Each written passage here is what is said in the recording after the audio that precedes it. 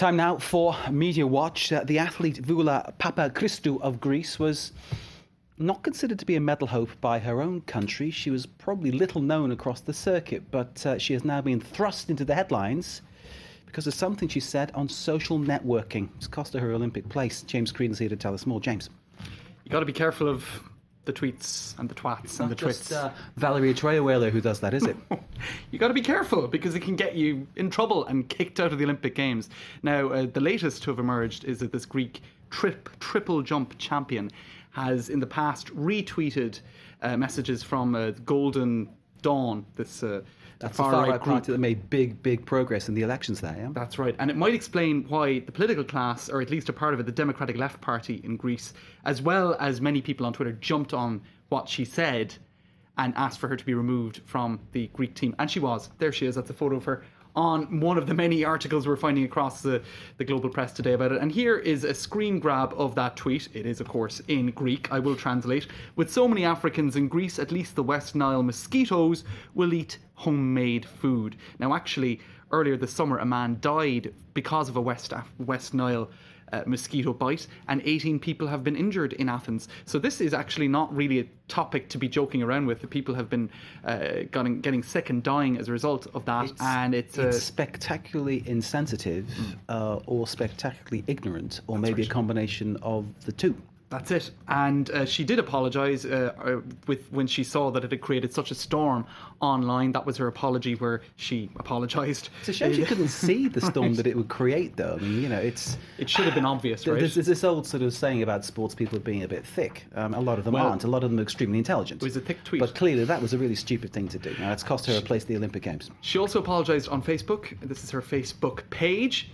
And she apologised there. But it was a case of too little, too late. Now, some people are pointing out on Twitter that maybe this would have passed unnoticed, or at least would have created less of a storm if it weren't for the fact that we are heading into the Olympic Games. It is the spirit of the Olympics is very much one that is incompatible with any form of racism. It's one of these things, though. I mean, if you look at, she's a very good-looking woman. The golden girl of athletics in many ways, you could say. I mean, clearly this could damage her reputation so much. She could lose out on numerous contracts, a whole career after athletics as well, because of this thing, which could just be stupidity. But if it's what she really thinks, then it's terrible. You'd think you'd be a bit more prudent. And what's interesting about this is that a lot of athletes are being encouraged to tweet around this time to communicate with their fan base. Yeah. And they are being encouraged to tweet. But do you remember going back to Euro 2012, you had Laurent Blanc. Now, he actually told his players, don't tweet, don't go on Facebook, don't say anything. Maybe he was thinking back to what happened in the World Cup and,